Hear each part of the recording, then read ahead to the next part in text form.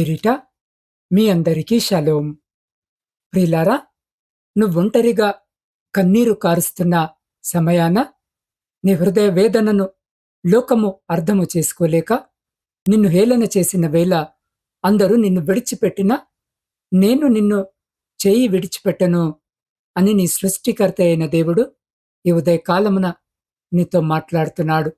నా ప్రియమైన ఆధ్యాత్మిక కుటుంబ సభ్యులారా, మీ అందరికీ ప్రభువైన యేసు క్రీస్తు నామములో నా హృదయపూర్వక ఉదయకాల వందనములు.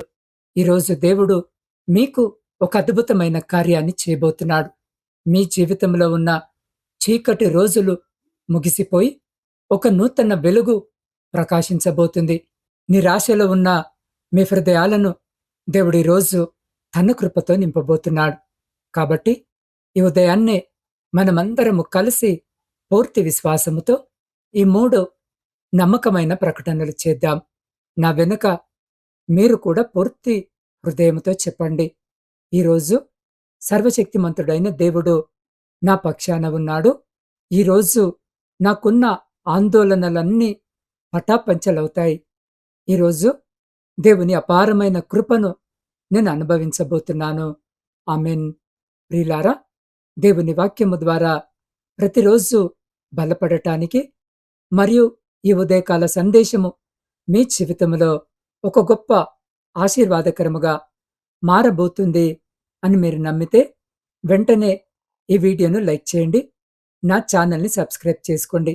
తద్వారా ఈ ఆధ్యాత్మిక కుటుంబంలో మీరు కూడా ఒక బలమైన భాగస్వామి అవుతారు.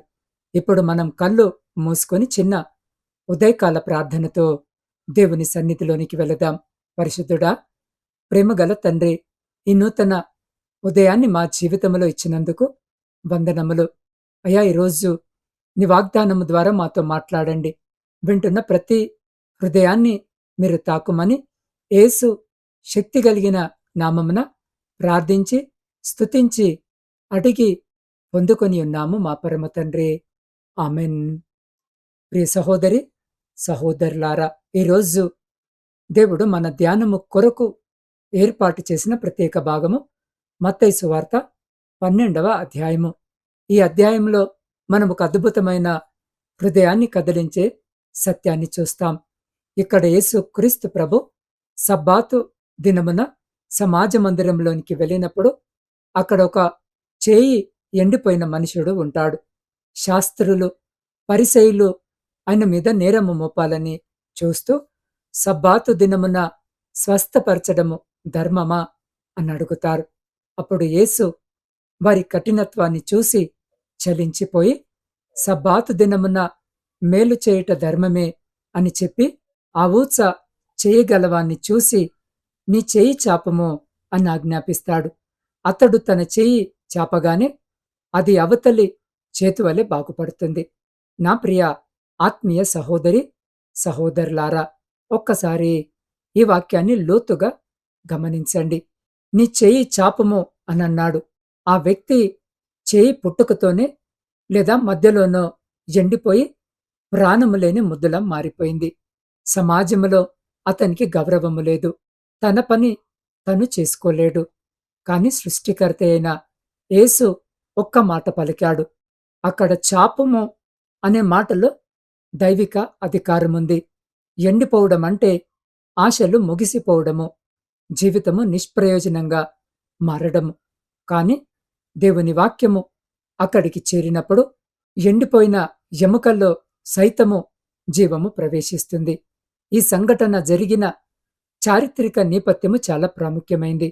ఆ కాలంలో పరిసయ్యులు దేవుని ప్రేమ కంటే నిబంధనలకు, ఆచారాలకే ఎక్కువ ప్రాధాన్యత ఇచ్చేవారు. ఒక మనిషి బాధపడుతుంటే వారికి పట్టింపులు లేదు. కాని నియమ నిబంధనలు పాటించాలనే కఠినత్వము వారిలో ఉంది. అటువంటి మతపరమైన కాఠిన్యత వాతావరణంలో సమాజము చేత వెలివేయబడిన, నిర్లక్ష్యము చేయబడిన ఆ రోగి కోసము యేసు నిలబడ్డాడు. లోకము నిబంధనలను చూస్తే నేను ఆరాధిస్తున్న నా దేవుడు మనుషుల హృదయాల వేదనను చూస్తాడు. ఆ కఠినమైన పరిస్థితుల మధ్య దేవుడు తన అపారమైన కనికరాన్ని, స్వస్థత శక్తిని బయలుపరిచాడు. ప్రియ సహోదరి, సహోదరులారా, ఈరోజు ఈ వాక్యము వినిచిన మీ జీవితంలో ఏ భాగము ఎండిపోయిన స్థితిలో ఉంది? మీ వ్యాపారమా? మీ ఆర్థిక వనరులా? లేదా మీ కుటుంబ బంధాల? ఉద్యోగము ఊడిపోతుందేమో అన్న భయము, అప్పుల బాధలు మిమ్మల్ని రాత్రిళ్ళు నిద్రపోనివ్వకుండా, లేదా లోకము మిమ్మల్ని చూసి నీ బ్రతుకు ఇంతే, నువ్వు దేనికి పనికిరావు అని హేళన చేస్తుందా? నిరాశ, నిస్పృహలనే చీకటి గదిలో బంధించబడి నా జీవితము ఇంతేనా అని కన్నీరు మున్నీరవుతున్నారా? అయితే వినండి, దేవుడి ఉదయాన్నే ఈ వాక్యము వినిచిన్న మీతోనే మాట్లాడుతున్నాడు. ఆనాడు సమాజ మందిరములో ఉన్న ఆ ఎండిపోయిన చేతి మనుషుడిలాగే ఈరోజు ఈ వాక్యము వినిచిన్న మీరు కూడా నా జీవితంలో చలనము లేదు, అభివృద్ధి లేదు అని అనుకుంటూ ఉండవచ్చు.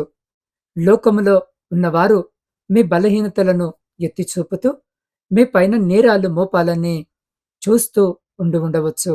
కాని నా ప్రియ సహోదరి, సహోదరుడా, యేసు క్రీస్తు ప్రభు ఈ ఉదయకాలమున మీ వైపు చూసి ప్రేమతో అంటున్నాడు కదా, నా ప్రియ కుమార్తె, నా ప్రియ కుమారుడా, నీ నమ్మికను చాపము, నీ విశ్వాసాన్ని చాపము అని.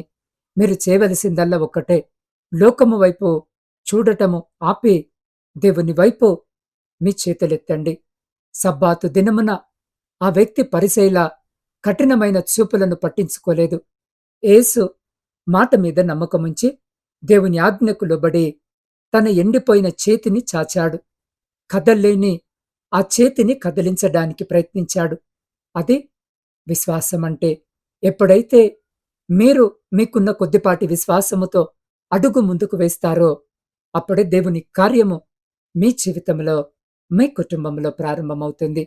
పరిస్థితులు ఎంత ఘోరంగా ఉన్నా, వైద్యులు చేతులెత్తేసిన, బ్యాంకు బ్యాలెన్స్ శూన్యమైన నిరాశపడకండి. దేవుని శక్తి మీ ఆర్థిక ఇబ్బందులపై, మీ అనారోగ్యముపై విడుదలివ్వబోతుంది. మీ ఎండిపోయిన బ్రతుకులను ఆయన ఫలభరితంగా మార్చబోతున్నాడు. సమాజము మిమ్మల్ని ఎక్కడైతే తృణీకరించిందో అక్కడే నా ప్రియ సహోదరి, సహోదరుడా, మిమ్మల్ని తలగా నా దేవుడుంచబోతున్నాడు. దేవుని వాగ్దానము ఎన్నడూ విఫలము కాదు. ధైర్యంగా ఉండండి. ఈరోజు మీ విజయానికి నాంది కాబోతుంది. ప్రియ సహోదరి, సహోదరులారా, పరిశుద్ధ లేఖన భాగములో ఇలాంటి ఎండిపోయిన నిస్సహాయ స్థితి నుండి దేవుని వాగ్దానము ద్వారా జీవములోనికి వచ్చిన అనేక మంది వ్యక్తులను మనము చూస్తాం. అందులో ఒక అద్భుతమైన ఉదాహరణ రూతు జీవితం. రూతు జీవితాన్ని మనము గమనిస్తే ఆమె భర్త చనిపోయాడు, మామ చనిపోయాడు, ఆస్తిపాస్తులు లేవు. అత్త నయోమితో కలిసి అనాథల పరదేశిల యూదా దేశానికి వచ్చింది. ఆమె జీవితము పూర్తిగా ఎండిపోయిన స్థితి. ఎటువంటి ఆశాకిరణం లేని చీకటి బ్రతుకు. లోకరీత్యా చూస్తే ఆమె జీవితం అక్కడితో ముగిసిపోయింది. ఇక ఆమెకు భవిష్యత్తు లేదు. కాని రూతు దేవునిపై విశ్వాసముంచింది. అత్త నమ్ముకున్న ఇశ్రాయేలీల దేవుడిని గట్టిగా పట్టుకుంది. ఆమె నిరాశతో ఇంట్లో కూర్చోలేదు. ఉదయమే లేచి పొలములోకి వెళ్లి ఎండిపోయిన చేతులతో పరిగెలు ఏరుకోవడం ప్రారంభించింది. దేవునిపై నమ్మకముతో ఆమె వేసిన ఆ చిన్న అడుగు ఆమె జీవితాన్ని మలుపు తిప్పింది. దేవుడు ఆమె విశ్వాసాన్ని చూశాడు. ఆమె ఆ దేశంలోనే మహా ఐశ్వర్యవంతుడైన బోయాజు కన్నులు రూతుపై పడేలా చేశాడు. ఎండిపోయిన రూతు బ్రతుకును దేవుడెంతగా ఆశీర్వదించాడంటే, ఆమె బోయజును వివాహమాడి దావీదు రాజు ముత్తవ్వ అయింది.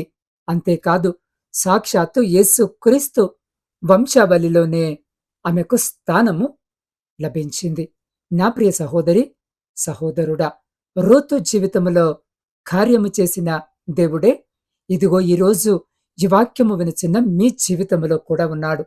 ఆమె బ్రతుకులో వసంతాన్ని తెచ్చిన దేవుడు మీ ఎండిపోయిన జీవితాన్ని కూడా చిగురింపజేయగలడు. మనుషులు మిమ్మల్ని విడిచిపెట్టినా దేవుడు మిమ్మల్ని ఎన్నడూ మర్చిపోడు. రూతు వలె నమ్మకముతో ముందుకు సాగండి. మీ జీవితంలో కూడా బోయాజు వంటి ఆశీర్వాదాలను దేవుడు సిద్ధపరుస్తున్నాడు. మీ కన్నిటి రోజులు ముగిసిపోయాయి. ఇక సంతోషకరమైన రోజులు రాబోతున్నాయి. నా ప్రియ సహోదరి, సహోదరులారా, మనం ప్రార్థనలోనికి వెళ్లే ముందు ఈ ఉదయకాల సమయాన దేవుని స్వరము మీ హృదయాన్ని తాకినట్టయితే మీ జీవితాన్ని ఆయన చేతిలో పెట్టాలని మీరు ఆశపడుతుంటే ఒక్క క్షణము మీ కుడి చేతిని మీ హృదయంపై ఉంచుకోండి. గడిచిన కాలములో మీరు దేవునికి దూరముగా జీవించి ఉండవచ్చు. పాపములో, లోక ఆశల్లో కొట్టుమిట్టాడుతూ ఉండవచ్చు. లేదా రక్షణ ఆనందాన్ని కోల్పోయి కాడి మోస్తున్నట్టు బ్రతుకుతుండవచ్చు. లోకము మిమ్మల్ని తృణీకరించిన యేసు ప్రభు మిమ్మల్ని ప్రేమిస్తున్నాడు. ఆయన మీకోసమే కలువరి శిలువలో తన రక్తాన్ని చిందించాడు. ప్రభువా, నా హృదయంలోనికి రండి, నా పాపాలను కడిగివేసి నన్ను నిబిడ్డగా చేసుకోండి అని అడగడానికి ఇదే అనుకూలమైన సమయం. మీరెక్కడున్నా, ఏ స్థితిలో ఉన్నా మీ హృదయాన్ని దేవునికి సమర్పించుకుంటూ నాతో కలిసి పూర్తి పశ్చాత్తాపముతో ఈ చిన్న మాటలు చెప్పండి. ప్రభువైన యేసు, నేను పాపిని, నా కొరకు మీరు సిలువలో మరణించి తిరిగి లేచారని నేను నమ్ముతున్నాను. నా పాపాలన్నిటినీ క్షమించి ఇప్పుడే నా హృదయంలోనికి రండి. నా జీవితాన్ని మీకు సమర్పిస్తున్నాను. నన్ను మీ బిడ్డగా అంగీకరించండి. నా శేష జీవిత కాలమంతా మీకు సాక్షిగా జీవిస్తాను అని చిన్న ప్రార్థన మీరు నిజముగా చేసి ఉంటే ఇప్పుడే మీరు దేవుని కుటుంబంలో ప్రవేశించారు. మీ పాత జీవితము గతించింది. ఇదిగో సమస్తము నూతనము కాబోతుంది. కాబట్టి మీరున్న స్థితిలోనే మరికొన్ని నిమిషాలు నాతో పాటు ఈ చివరి ప్రార్థనలో ఏకీభవించండి. మహాపరిశుద్ధుడా, సర్వశక్తిమంతుడా, నీ పవిత్రమైన నామానికి కోటాను కోట్ల స్తుతులు, స్తోత్రాలు, వందనాలు. అయ్యా, ఈ ఉదయకాల సమయాన నీ సన్నిధిలో మోకరిల్లి ప్రార్థిస్తున్న ప్రతి ఒక్క బిడ్డను నీ హృదయానికి హత్తుకోండి తండ్రి. ప్రభువా, ఎవరైతే తీవ్రమైన అనారోగ్యాలతో, దీర్ఘకాలిక వ్యాధులతో, క్యాన్సర్, కిడ్నీ సమస్యలు, గుండె జబ్బులు, పక్షవాతం వంటి భయంకరమైన బలహీనతలతో బాధపడుతున్నారో వారందరిపై ఇప్పుడే నీ హస్తాన్ని ఉంచి స్వస్థపరచండి. నీ గాయపడిన హస్తము ద్వారా ఇప్పుడే దైవిక స్వస్థత విడుదలవునుగాక. నా తండ్రి, ఆర్థిక ఇబ్బందుల్లో ఉండి అప్పుల ఊబిలో కూరుకుపోయి అవమానాలు భరిస్తూ ఏం చేయాలో తోచక ఏడుస్తున్న బిడ్డల ఆర్థిక వనరులను ఆశీర్వదించండి. వారిండిపోయిన వ్యాపారాలు చిగురించునుగాక. ఉద్యోగాలు లేక అలమటిస్తున్న నిరుద్యోగ యువతి యువకులకు ఈరోజే మంచి ఉద్యోగ అవకాశాల తలుపులు తెరచునుగాక. చదువుల కొరకు, కుటుంబ పోషణ కొరకు విదేశాల్లో ఉంటున్న విద్యార్థులను, ఉద్యోగులను నిరకుల చాటున భద్రపరచండి. వారికి తోడుగా ఉండి ఉన్నతమైన స్థానాల్లో నిలబెట్టండి. దేవా, అనేక మంది స్థిరమైన ఉద్యోగాలు లేక స్వేచ్ఛగా పని చేసుకుంటూ కావలసిన కామాలు లేక బాధపడుతూ ఉంటుండగా వారందరి బాధ నుంచి విడుదలను, విముక్తిని కలిగించండి. దేవా, దేశ సరిహద్దుల్లో ప్రాణాలను సైతము లెక్క చేయక సేవ చేస్తున్న సైనికులకు రక్షణ దయచేయండి. పగలు రాత్రి కష్టపడి పంటలు పండించే రైతన్నల హస్తాలను, వారి పొలాలను ఆశీర్వదించి సమృద్ధి అయిన పంటలనివ్వండి. ప్రభువా, సమాజంలో శాంతి సమాధానాలు కరువై యుద్ధ వాతావరణమున్న చోట్ల నీ శాంతిని ప్రసాదించండి.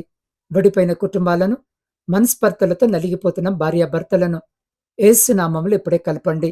బద్దలైన హృదయాలకు ఆదరణ దయచేయమని వేడుకుంటున్నాం. దేవా, ఈరోజు జన్మదిన, వివాహ వార్షికోత్సవాలు జరిగించుకుంటున్న ప్రతి బిడ్డను జ్ఞాపకము చేసుకోండి. మీ నూతన దయాకిరీటం చేత బిడ్డలను ఆశీర్వదించమని వేడుకుంటున్నాం.